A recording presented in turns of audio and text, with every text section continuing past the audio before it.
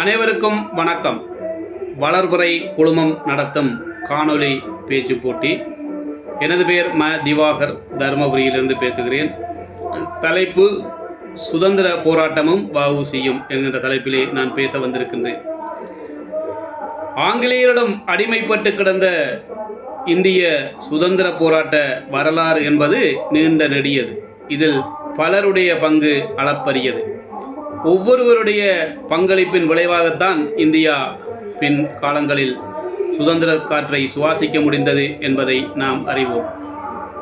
குறிப்பாக வஉ சிதம்பரனாரின் பங்கு அளப்பரியது.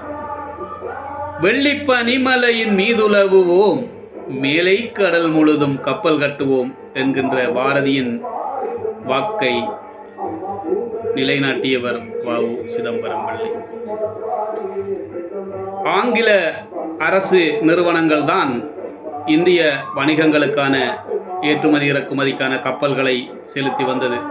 இதில் பெரும்பாலான இந்திய வணிகர்கள் புறக்கணிக்கப்பட்டு மிகவும் நஷ்டமடைந்தனர் என்பதை அறிந்தார் வஉசி அவர்கள்.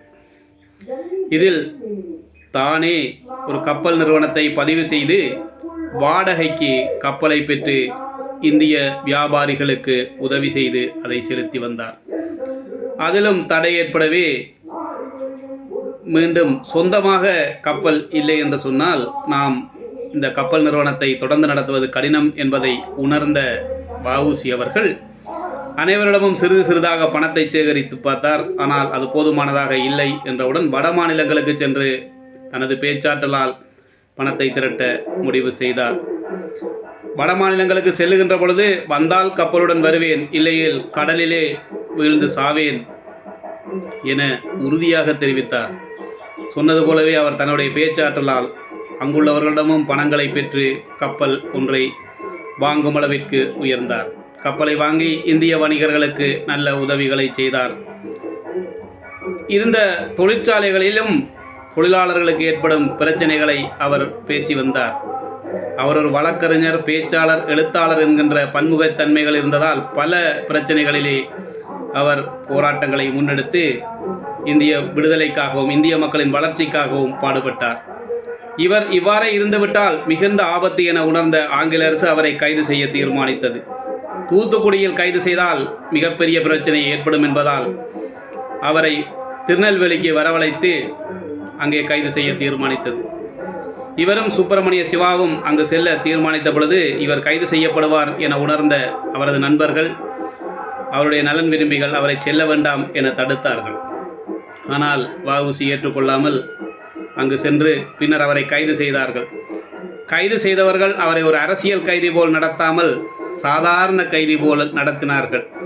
அவரை செக்கிழுக்க வைத்தார்கள், கல்லுடைக்க வைத்தார்கள் என்கின்ற கடினமான வேலைகளை எல்லாம் கொடுத்தார்கள். அதையெல்லாம் அவர் சிறிதும் மனம் கோணாமல் செய்து வந்தார். அவருக்கு தனியாக பிணை எடுக்கின்ற வாய்ப்புகள் வந்தபோதெல்லாம் அதை மறுத்து சிறையிலேயே இருந்தார். விடுதலை செய்யப்பட்ட பிறகு சில சுதந்திர போராட்டங்களில் நடைமுறைகளை அவர் ஒத்துவராததால் அவர் அதிலிருந்து ஒதுங்கி மக்கள் பணிகளில் ஈடுபட்டார். இருந்தாலும் ஆங்கில அரசுக்கு எதிராக கப்பல் செலுத்தி கப்பலோட்டிய தமிழன் என்று இன்றளவும் போற்றும் அளவிற்கு அவர் தன்னுடைய சுதந்திர போராட்ட பங்களிப்பை மிகச்சிறப்பாக செய்தார் என்பதை நாம் அறிவோம். இந்திய சுதந்திரத்திற்கான வரலாறுகள் எழுதப்படுகின்ற பொழுது எவ்வாறு பலருக்கு அதில் மிகச்சிறந்த பெயர்கள் இடம்பெற்றுள்ளனோ அதுபோல வஉசியின் வரலாற்றையும் இங்கே மாற்றிவிட முடியாது. ஆகவே வஉசியின் இந்த பிறந்த தினங்களான இன்று அவரை போற்றி வணங்குவோம், அவரது தியாகத்தை பாராட்டுவோம் என கூறி நன்றி கூறி விடைபெறுகின்றேன். நன்றி, வணக்கம்.